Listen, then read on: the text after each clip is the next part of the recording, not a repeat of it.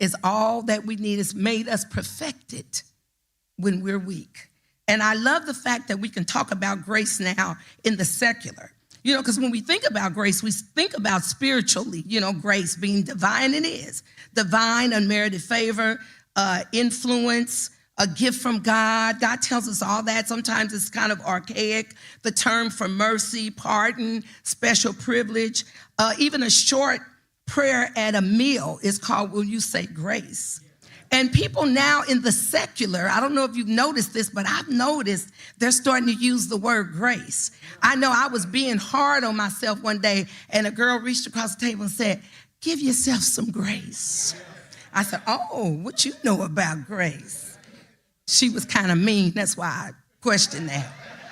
And then I remember I was doing a business deal just last year, and I felt like, I had put my money down. We had talked it through, and they wasn't coming up with what they were supposed to do, and I went in. Saved went in, And I heard God say, extend them some grace. And I said, wow, this grace thing is really coming up. And then when overseer called, I said, why not talk about amazing grace? And I'm standing here in amazing grace. How awesome is that?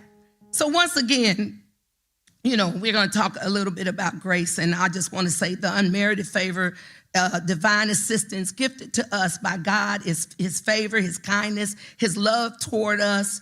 Grace is the unmerited favor that helps us overcome sin. And we know in Ephesians 2:8-9, it says, for by grace through faith you have been saved, not of yourselves. It's the